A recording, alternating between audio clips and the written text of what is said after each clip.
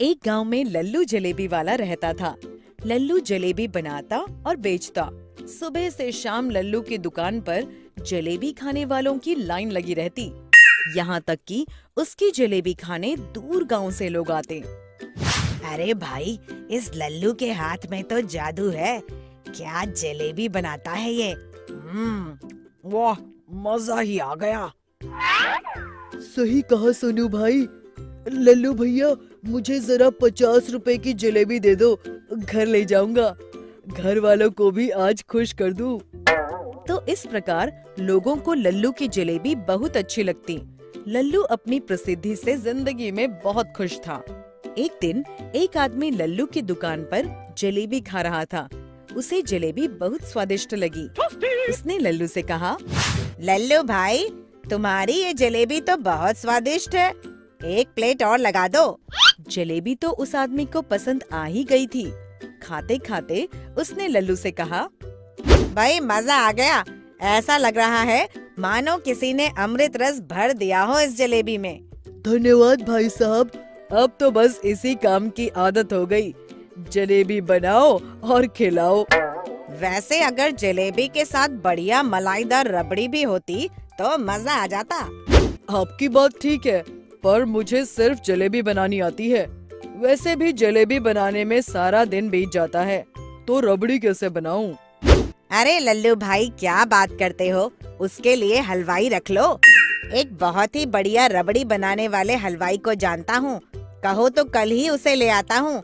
विश्वास करो, दुकान और भी अधिक प्रसिद्ध हो जाएगी। अब लल्लू उस आदमी की बात गौर से सुनने लगता है और मन ही मन सोचता है, हमारी जलेबी तो चल ही रही है कब से। कुछ पैसे तो हम जमा कर ही चुके हैं, अब जरा काम को बढ़ाया जाए। अरे बाबू, हम तैयार हैं। चलो फिर ठीक है लल्लू भाई, कल सुबह मिलो।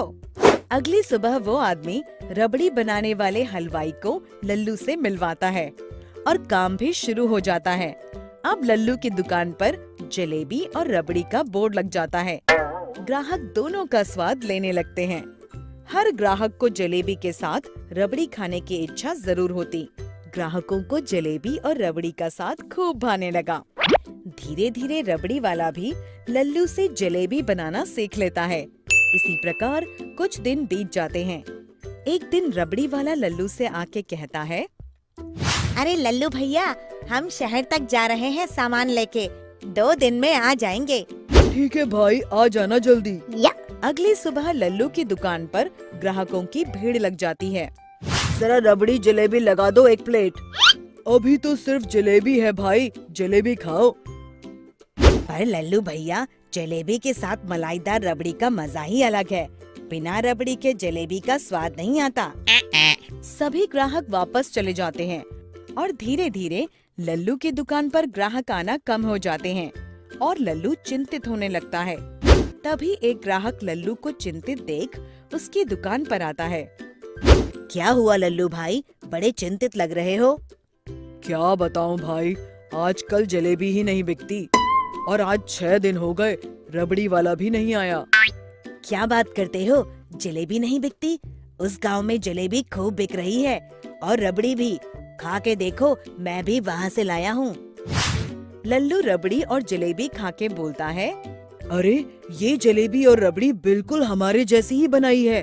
जरा चल के देखें, ये कौन है?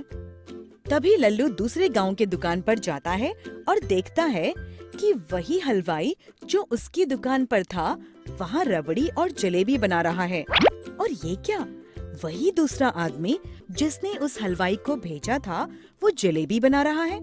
ये देख लल्लू हैरान हो जाता है।